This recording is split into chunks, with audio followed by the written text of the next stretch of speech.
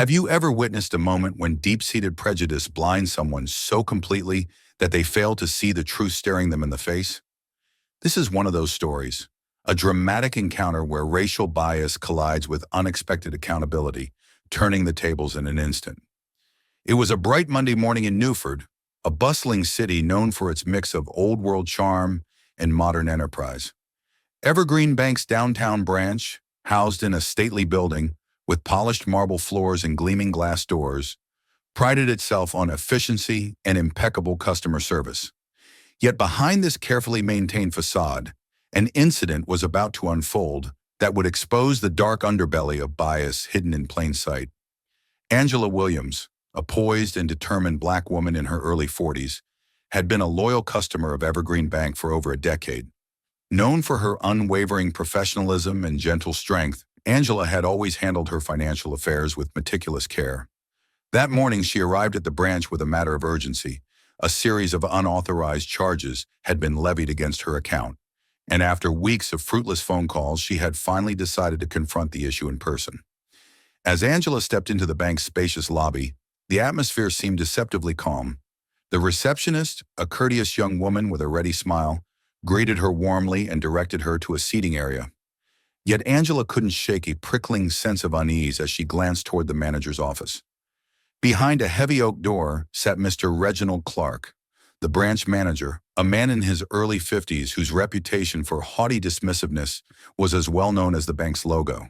With his slicked-back hair, meticulously tailored suit, and an expression that blended entitlement with thinly veiled disdain, Mr. Clark was the very picture of authority misused. Angela approached the customer service desk with her documents neatly arranged in a leather folder.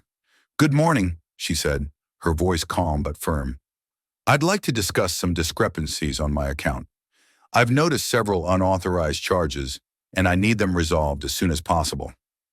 Mr. Clark barely lifted his eyes from the report in front of him as he replied in a clipped tone, "Ms. Williams, these matters require proper verification. I must ask you to take a seat and wait while our team conducts the necessary checks." His words, though delivered in a measured tone, carried an unmistakable note of condescension. "Not one to be easily cowed," Angela responded. "I understand procedures, sir, but I've already spent over 30 minutes on the phone with customer support without a clear explanation. I believe my concerns merit immediate attention." Her eyes met his for just a moment, a brief spark of defiance in the face of dismissive authority. "Patience is a virtue," Mr. Clark replied, barely disguising his irritation. "Our processes cannot be hurried for every trivial complaint. Rest assured, once our review is complete, you will have your answer." With that, he returned to his paperwork, as if dismissing her entirely. Thus began an ordeal that would test Angela's resolve. For nearly 2 hours, she was shuffled between waiting areas in a small, uncomfortable conference room. Each time she inquired about the status of her case, she was met with vague reassurances and a curt, "We're still processing your request." The sterile ambiance of the branch, once a symbol of professionalism, slowly transformed into an arena of mounting tension and quiet injustice. Other customers in the lobby began to take notice. Whispers circulated about the unusually long wait and the apparent indifference of the staff. A few sympathetic glances were exchanged, yet none dared to speak out against the unspoken power dynamic at play. Angela, despite the escalating frustration, maintained her composure. Every minute that ticked by only deepened her determination to see the matter through to a just conclusion. At precisely 2 p.m., after what felt like an eternity, the heavy double doors at the end of the lobby swung open with a resonant thud. In walked a delegation that instantly commanded attention, a group of board members from Evergreen Bank, led by the respected chairwoman, Ms. Evelyn Carter. Clad in impeccably tailored suits and exuding an air of quiet authority, they made their way purposefully through the branch. Their arrival was not announced with fanfare, but the shift in energy was palpable. Customers, including Angela, felt that perhaps this intervention might herald the resolution they had been waiting for. Mr. Clark's face drained of color at the sight of the board members. He quickly straightened his tie and forced a smile that, upon closer inspection, revealed nothing but anxiety. The board members approached the customer service area with measured steps, their eyes scanning the room as if taking in every detail. It wasn't long before Ms. Carter herself came forward, her gaze softening as it fell upon Angela. "Ms. Williams, please accept our apologies for the delay and the inconvenience you have endured today," Ms. Carter said in a tone that combined warmth with unmistakable authority. "I would like to personally look into this matter and ensure that it is resolved promptly." Angela, whose weariness was now mingled with cautious hope, replied, "Thank you, ma'am. I appreciate your willingness to help."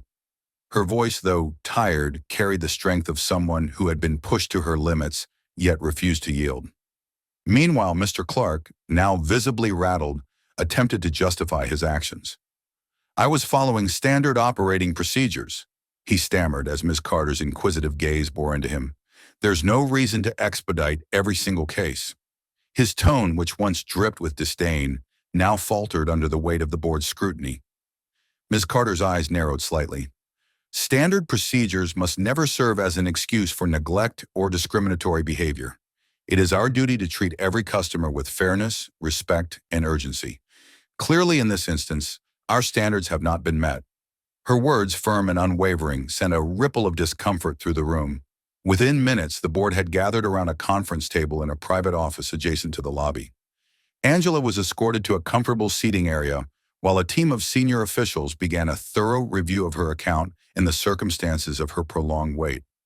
Specialists pored over transaction histories, timestamps, and internal logs to determine exactly where the process had broken down. As the investigation unfolded, troubling details emerged. It became apparent that Angela's experience was not an isolated incident.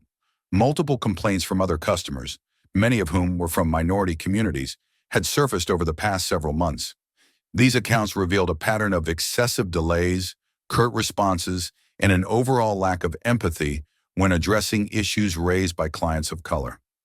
The board members listened intently as one senior official presented the evidence, his tone grave as he detailed the systemic shortcomings in customer service. In a quiet yet resolute voice, Ms. Carter addressed the assembled board. "What we are witnessing here is not merely an operational failure. It is a failure of our core values. Discrimination, whether overt or subtle, undermines the very foundation of trust that our customers place in us. We must take decisive action, not only to address today's incident, but to ensure that this pattern of behavior is eradicated from our institution." The board members exchanged solemn looks. One of them, Mr. Leonard Hayes, an influential figure known for his advocacy for corporate accountability, added, "It is unacceptable that a loyal customer should be made to wait for 2 hours while her concerns are dismissed. This is not just a lapse in service. It is a violation of our ethical obligations." Back in the lobby, Angela was kept informed at every step. A customer relations manager explained that a full audit was underway and that every measure would be taken to rectify the error. Despite the frustration of the earlier ordeal, Angela's demeanor softened as she realized that justice was finally being served. The quiet dignity with which she handled the situation earned her the respect of those around her, even among the very staff who had initially dismissed her. As the audit progressed, more evidence of bias in the branch's operations came to light. Documents revealed that Mr. Clark had on several occasions used language and tone that suggested a prejudiced view toward clients who did not fit his narrow definition of acceptable customers. These records, combined with testimonials from other employees, painted a damning picture of a manager who had repeatedly allowed his personal biases to interfere with his professional duties. We, on the other hand, don't let something like that happen to us. We stay true to our stories, and you should stay true to us. It's pretty simple. Hit that like button and subscribe to our channel. We always appreciate your support. Now let's get back to the story. The turning point came when Ms. Carter, after reviewing the audit's preliminary findings, convened an emergency board meeting. In the conference room, lit by the soft glow of polished wood panels and understated modern art, the board members discussed their next steps. Ms. Carter's voice was resolute as she stated, "Effective immediately, Mr. Reginald Clark is placed on administrative leave, pending a full investigation. We will be instituting mandatory sensitivity and cultural competence training for all branch staff. Furthermore, we will review and revise our internal protocols to ensure that every customer is treated with the respect and urgency they deserve." Mr. Clark, who had been summoned to attend the meeting, stood at the front of the room, his earlier arrogance now replaced by a palpable sense of shame. His eyes darted from one board member to another as he tried to muster a defense. I acted according to our policies, he began, but Ms. Carter cut him off with a steely look. Policies must evolve if they are to serve justice. Today, our failure to act in accordance with our values is clear. We owe it to our customers and to ourselves to do better. The board's decision sent shockwaves not only through the branch, but throughout the wider community. Local news outlets soon picked up the story, with headlines that ranged from outrage to cautious optimism. Social media erupted in support of Angela, with hashtags like #BankingJustice and #StanWithAngela trending across platforms. Civil rights organizations and community leaders lauded Evergreen Bank for its swift action, while also calling for broader reforms within the financial sector. After the board meeting, a palpable shift swept through Evergreen Bank. Staff members, once resigned to routine indifference, began engaging in open discussions about fairness and accountability. The environment, previously characterized by sterile formality and subtle prejudice, slowly transformed into one of collective responsibility and genuine concern for each customer's well-being. Employees attended voluntary training sessions and shared personal stories, fostering empathy and mutual respect. Customers noticed the difference immediately. The smiles at the front desk grew warmer and the service was more attentive. Local community leaders commended the bank's newfound commitment to equity, praising the board for addressing systemic issues head-on. This rejuvenated spirit not only improved operational efficiency, but also restored trust in a venerable institution long marred by biased practices. Sure enough, the repercussions of that Monday morning extended far beyond the walls of Evergreen Bank. Angela, once just another customer seeking resolution, found herself at the center of a growing movement for change. Community meetings were organized, and local activists pressed for systemic reforms, not only within the banking industry, but across all service sectors where bias had long gone unchecked. At one such community forum held in the local civic center, Angela was invited to share her story. The room was packed with residents, activists, and even representatives from other banks who expressed concern over similar practices. I went in that day with a simple expectation: to have my concerns addressed, Angela told the attentive crowd. What I experienced was a blatant disregard for my dignity and my rights as a customer. But thanks to the courage of a few who decided to stand up and demand accountability, we are now beginning to see the change we so desperately need. Her testimony struck a chord with many in the audience. A local journalist, covering the event for a regional newspaper, later remarked that Angela's calm yet powerful delivery had transformed a personal ordeal into a clarion call for corporate responsibility. The story ignited conversations about implicit bias training, the importance of customer-centric policies, and the need for transparency in how complaints were handled. Inside Evergreen Bank, change was sweeping through its corridors. Employees who had previously felt powerless were now encouraged to speak up. In internal meetings, many shared their own experiences of witnessing discrimination and vowed to foster an environment of inclusivity. One young teller, tearfully recalling an incident when a longtime customer was treated harshly because of her accent, expressed hope that the new reforms would finally lead to meaningful change. Meanwhile, Mr. Clark's fate became a cautionary tale within the bank. His suspension and the subsequent investigation served as a stark reminder that no one was above accountability. In quiet conversations among the staff, whispers of relief mingled with regret, a collective understanding that the institution was finally acknowledging its shortcomings and working to correct them. Local advocacy groups seized the momentum as well. They organized workshops on financial literacy and customer rights, ensuring that marginalized communities were better equipped to navigate systems that had once worked against them. These initiatives, widely covered by both social and traditional media, helped reframe the narrative from one of isolated incidents to a broader movement for equity in service industries.